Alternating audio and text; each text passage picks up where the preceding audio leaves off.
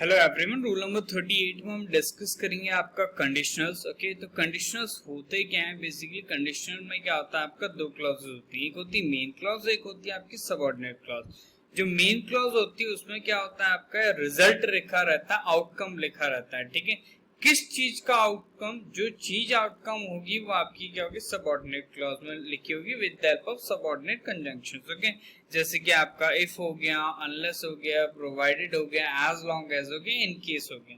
Clear है? तो मैं फिर से आप लोगों को बता देता हूँ, कंडीशनल सेंटेंसेस वो होते हैं जिनमें क्या होता है, आपका एक क्लॉज में क्या होता है, आपका आउटकम लिखा रहता है, रिजल्ट रहता है, वो मेन क्लॉज कहलाई जाती है, और एक क्लॉज में आपकी कंडीशन होती है, उसे हम सबऑर्डिनेट क्लॉज कह देते हैं। सबऑर्डिनेट क्लॉज वो क्लॉज होती है जो आपकी इन कंजंक्शन से, मतलब इन कंजंक्शन जो भी आपके सबऑर्डिनेट कंजंक्शन से उनसे बनती है, तो वो सबऑर्डिनेट क्लॉज होती है। लेकिन इन कंजंक्शन से जो सबऑर्डिनेट क्लॉज बनेगी वो आपकी क्या होगी, आपकी कंडीशनल क्लॉज होगी। मतलब उस क्लॉज के थ्रू हम कंडीशन बता रहे होंगे।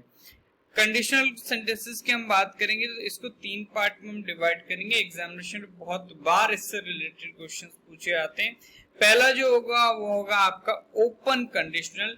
ये कंडीशनल तब हम यूज करते हैं जब हमें क्या होता है, ऐसी सिचुएशन को बताना होता है, ऐसे आउटकम को हमें रिप्रेजेंट करना होता है थ्रू द मेन क्लॉज, जो आपका लाइकली टू हैपन हो, मतलब ऐसा पॉसिबिलिटी कि वो हो सकता है। ओके, एग्जांपल देख लेते हैं। इस तरीके के कंडीशन की बात करेंगे तो वो होता है आपका जो मेन क्लॉज होता है, रिजल्ट होता है, वो फ्यूचर में होता है, जो कंडीशन होता है वो आपका प्रेजेंट टेंस में लिखा रहता है। तो ये देखो, आपका इफ के बाद वाला जो पार्ट है ये आपका क्या है, प्रेजेंट टेंस में, तो कंडीशन है। ओके, और ये जो आपका मेन क्लॉज है ये आपका रिजल्ट क्लॉज है, दे विल फॉरगिव हिम, तो ये आपका रिजल्ट क्लॉज है। इसका जो अंडरस्टूड मीनिंग होता है आपका, ही मे बी, ऐसा हो सकता है, ओके, कि वो इनोसेंट हो। ओके, समझ रहे हैं? तो ये लाइकली टू हैपन वाला जो सिचुएशन होगा वो आपका क्या होगा, ओपन कंडीशनल सेंटेंसेस के थ्रू हम क्या करेंगे, रिप्रेजेंट करेंगे।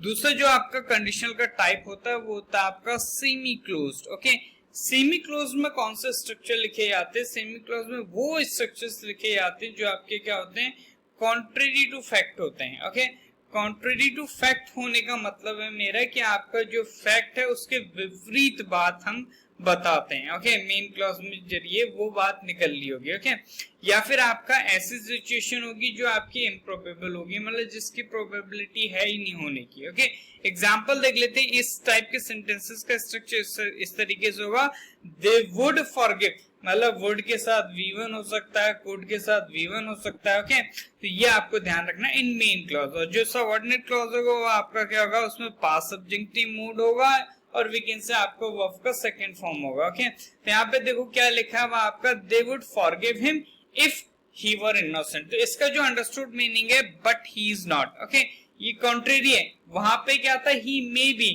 हो सकता है वो इनोसेंट हो, लेकिन यहाँ पे साफ साफ कह दिया है वो इनोसेंट नहीं है। ओके, तो ये आपका, अगर हम कह रहे ही वर इनोसेंट, ओके, इसका कॉन्ट्रेरी क्या हो जाएगा, वो इनोसेंट नहीं है। समझ लो? तो ये आपका तब यूज होगा जब आपका क्या होगा, कॉन्ट्रेरी स्टेटमेंट हो, या फिर आपका ऐसा स्टेटमेंट हो जो इम्प्रोबेबल हो, हैपनिंग ना हो जिसका। ओके, प्रोबेबिलिटी बिल्कुल जीरो। तीसरे टाइप का जो आपका कंडीशनल है वो आपका क्लोज्ड कंडीशनल। ओके, ये वो कंडीशनल होते हैं जो आपके पास्ट में हो गया, मतलब ये कभी आप हो ही नहीं सकते। ओके, पास्ट की बात है, बीती बात है। ओके, तो इसका रिजल्ट भी आपका पास्ट में रहेगा और जो कंडीशन है वो भी आपकी पास्ट में रहेगी। तो यहाँ पे क्या लिखा है आपका, देखो, used to express actions that occurred in past, बीते काल में हो चुके हैं। Okay, with their results being in the past, और उनका रिजल्ट भी पास्ट में, जैसे कि मैंने बताया। ओके, तो इस तरीके का स्ट्रक्चर ये होगा आपका। देखो, they would have forgiven, okay, मतलब वुड हैव प्लस V3 होगा, कुड हैव प्लस V3 होगा। ओके, और जो रिजल्ट क्लॉज होगा उसमें आपका क्या होगा, परफेक्ट होगा, पास्ट परफेक्ट। ओके, यहाँ पे देखो लिखा हुआ आपका हैड प्लस बीन, मतलब हैड प्लस V3। ओके, तो इसका जो अंडरस्टूड मीनिंग हो जाएगा आपका, ही वॉज नॉट, मतलब पास्ट में इनोसेंट नहीं था, प्रेजेंट में वो इनोसेंट हो सकता है, फ्यूचर में इनोसेंट हो सकता है। समझ रहे मेरी बात को? तो क्लोज आपकी पास्ट में हो गई बातें।